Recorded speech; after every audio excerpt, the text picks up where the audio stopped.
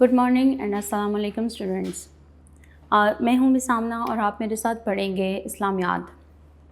کل ہم نے پچھلے لیکچر میں پڑھی سورہ بلد کی 1 سے 10 تک آیات، اور آج ہم اس کو نیکسٹ آیات کو تلاوت کریں گے اور اس کو سمجھنے کی اور پڑھنے کی کوشش کریں گے. بسم اللہ الرحمن الرحیم. پیج نمبر 2 اوپن کریں اپنی بکس کا اور میرے ساتھ ساتھ اس کو تلاوت کریں. فَلَقْتَحَمَ الْعَقَبَةَ وَمَا أَدْرَاكَ مَا الْعَقَبَةُ. الفاظ کو، حروف کو ٹھیک سے سنیں اور سمجھنے کی کوشش کریں کہ کون سا حروف کس طرح سے ادا ہو رہا ہے.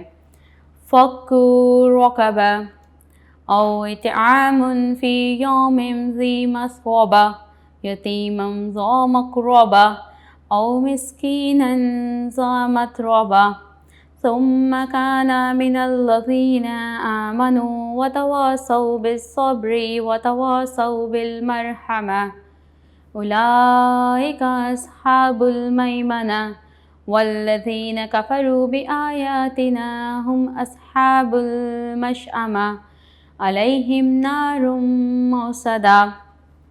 جزاک اللہ. ہماری سورہ بلد ہو چکی ہے مکمل، اور اب ہم آئیں گے اپنے چیپٹر کی طرف، عقیدہ آخرت، جو کہ حصہ ایمانیات کا دوسرا ٹاپک ہے. عقیدہ آخرت، جس طرح تقدیر پر ایمان لانا ضروری ہے اور اسلام کے بنیادی اسلام میں داخل ہونے کے لیے جس طرح عقیدہ تقدیر کو ماننا ضروری ہے، اسی طرح سے عقیدہ آخرت کو بھی ماننا ضروری ہے.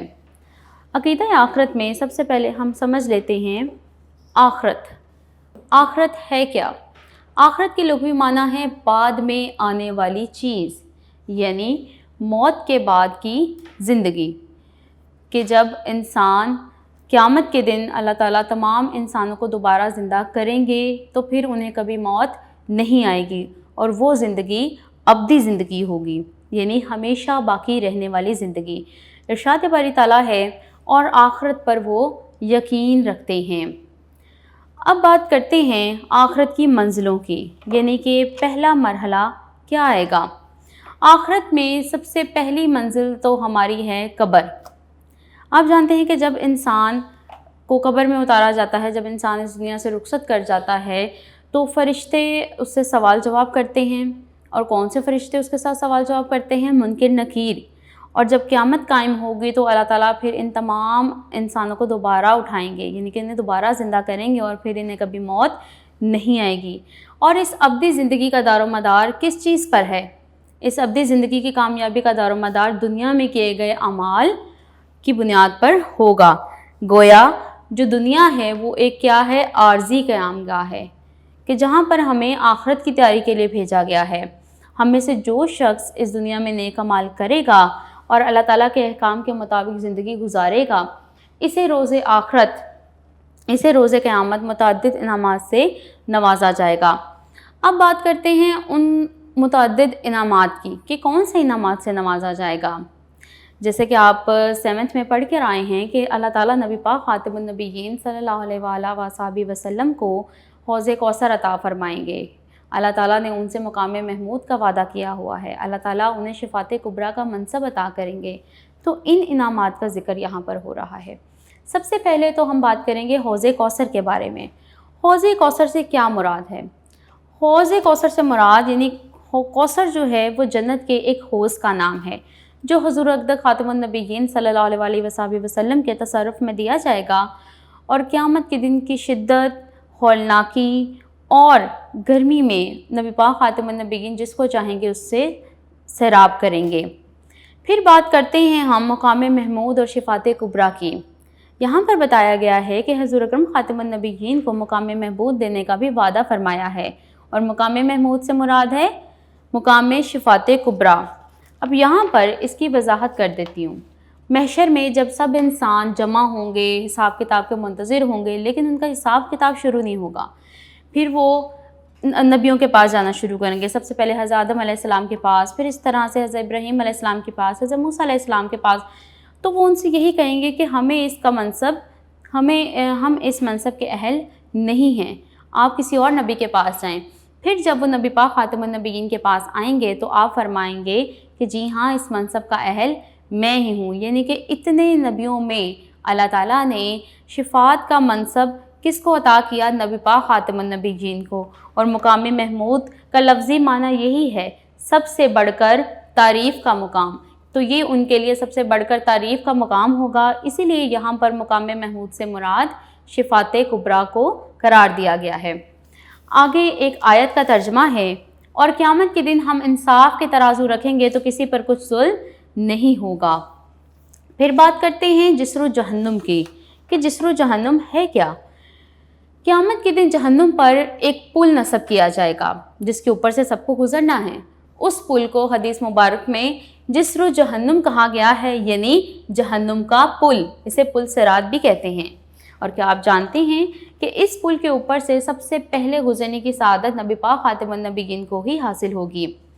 اس پل کے اوپر سے وہ شخص جلدی سے گزر جائے گا جو دنیا میں نیکیاں کرنے میں جلدی کرتا تھا، اور وہ اس پل سے گزرتے ہوئے جہنم میں گر جائے گا جو دنیا میں لوگوں کو تنگ کرتا تھا، ان کے لیے مشکلات پیدا کرتا تھا، اور گناہوں کی جس کی کثرت ہوگی۔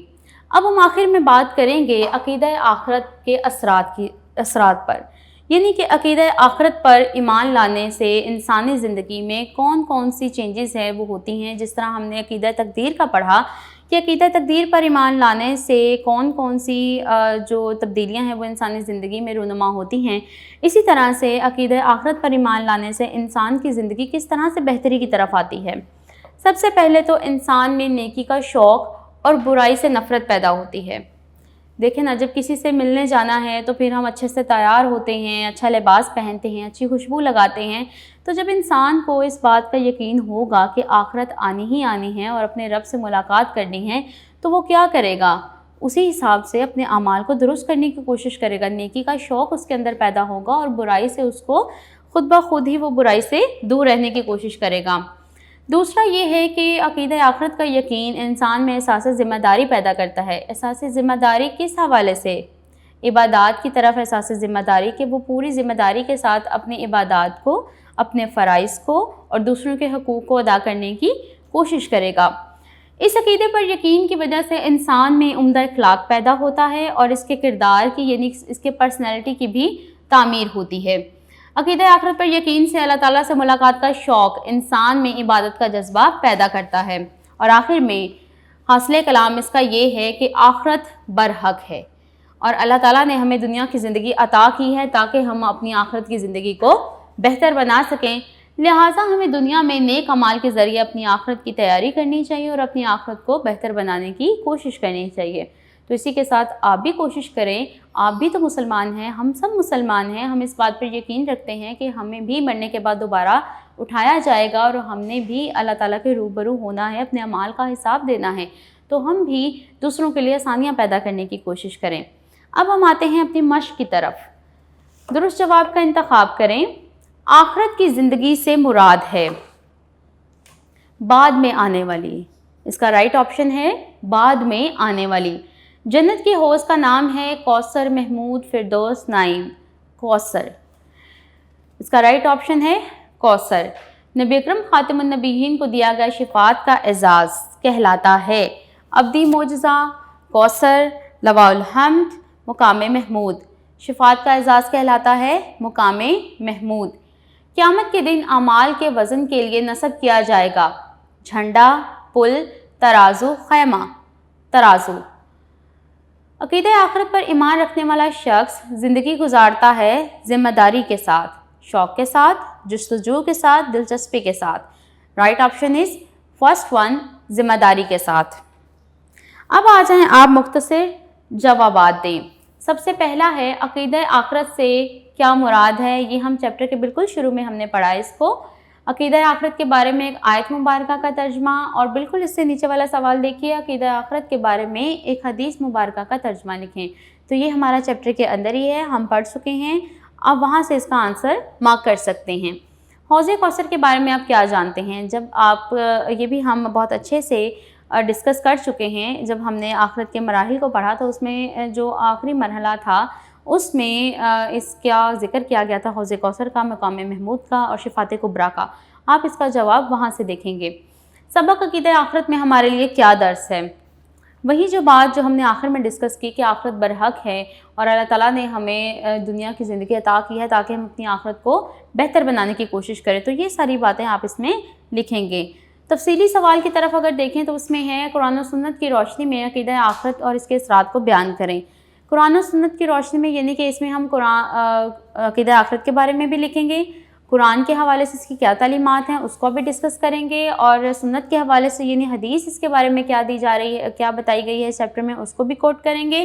دین اس کے اثرات کو بھی بیان کریں گے، یعنی کہ جو آپ کو کی پوائنٹس کے ساتھ آپ کو سمجھایا گیا ہے وہ تمام ہی اس میں شامل ہوں گے۔